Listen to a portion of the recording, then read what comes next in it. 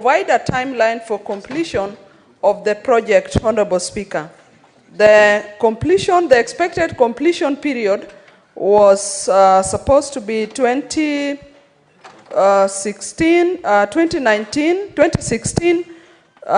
to 2021. And two, Honorable Speaker, what are the reasons for the delay in the resumption of construction of Awelo-Leunda Road C843 in the county, and could the Cabinet Secretary provide a timeline for the resumption and completion of the works? And lastly, the third question, Honorable Speaker, is could the Cabinet Secretary also provide a status update on the upgrading to bitumen standard and performance-based maintenance on Gotnanga Bar Obe Road C948 and indicate the projected date of completion? Thank you, Honorable Speaker. Thank you, Senator. Cabinet Secretary, you can respond to the question.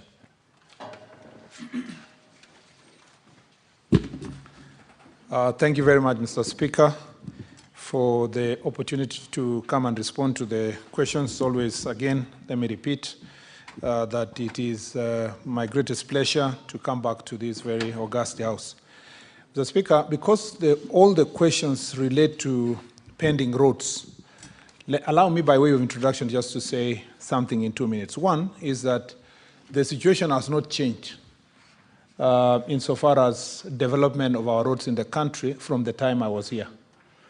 And it's important for the nation to understand that, let me repeat this here, that when we came to office in October 2022, and from when this government was elected in August 2022, I inherited a road portfolio on these roads that have been mentioned for development that had about 150 billion pending bills. All this amount, Mr. Speaker, was in regard to roads that have been pending for even up to 10 years. The last time I was here, I gave examples of some of the roads that have been pending for many years, including in Tarakanidi, in Chakarika, Marimanti, from the last 10 years in 2014 when we went to launch that road. The people of Kenya will appreciate that that 150 billion required a one-off payment of the 150 billion, so that then from the time we came to office, we should then have commenced an accumulation of that amount from there moving forward. Unfortunately, in the first year, we were given a budget of about 53 billion. Of that 53 billion, Mr. Speaker, about 33 or 34 thereabout billion was dispersed, and we paid the contractors in the year 2022-2023. When we paid some of these contractors, because it's distributed, as you know, Parliament budgets road by road, it's distributed a little amount of money across the roads. Some of the contractors were able to go on site.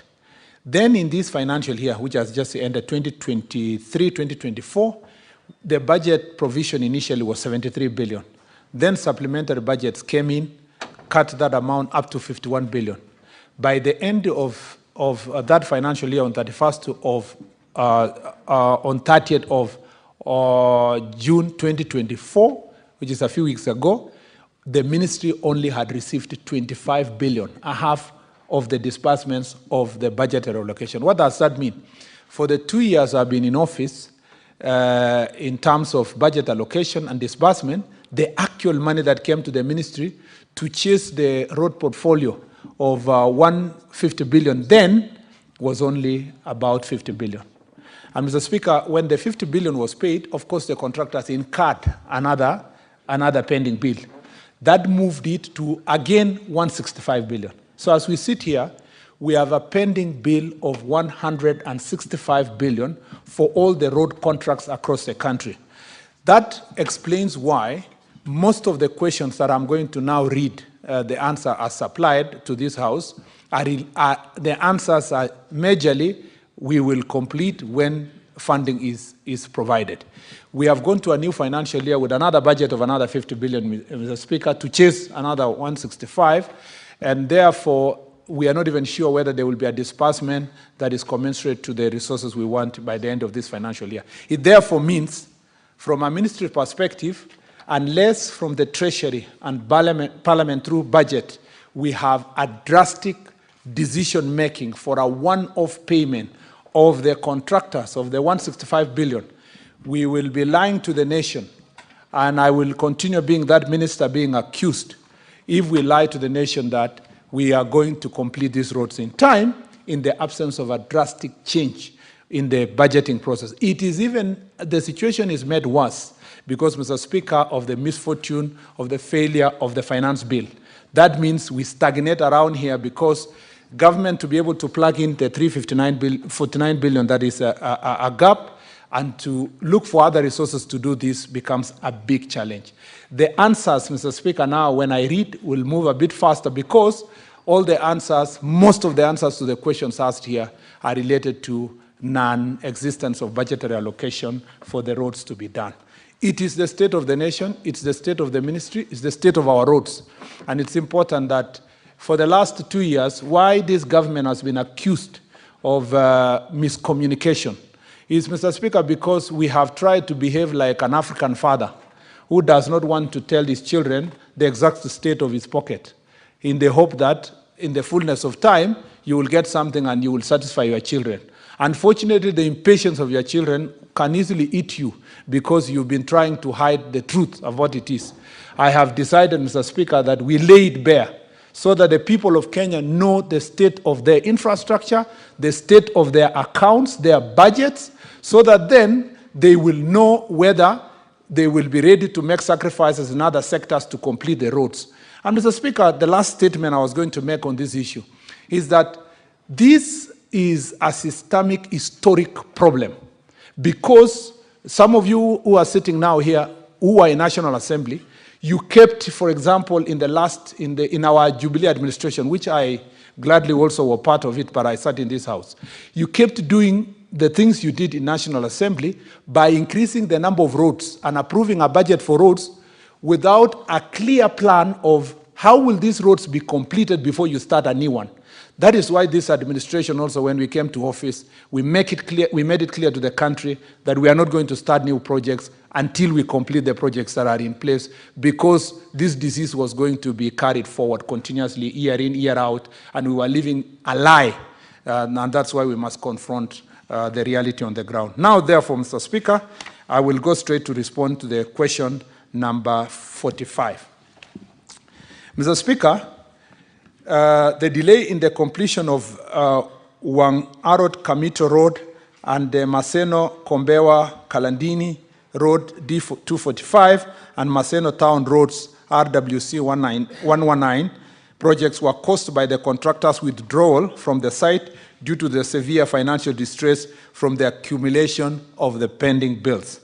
The current pending bill for this project is Kenya shillings 203 million shillings, 476,681.90 cents, and the allocated budget for the last financial year, which has just ended, has been exhausted with a payment of only 56 million shillings, 370,000.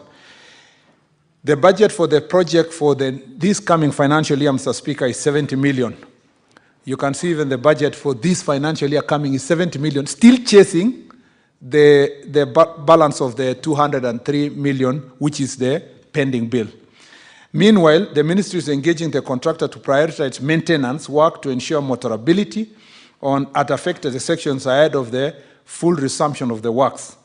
Mr. Speaker, number 2, the delay in the completion of Bondo, Uyawi, Kibanga, Liunda Beach Road, which is C843 road project, is due to the contractor's withdrawal from the site, citing delays in payment of interim payment certificates for the certified works. Mr. Speaker, the ministry through KERA has engaged the contractor to resume works following partial payment on the previously owed amounts.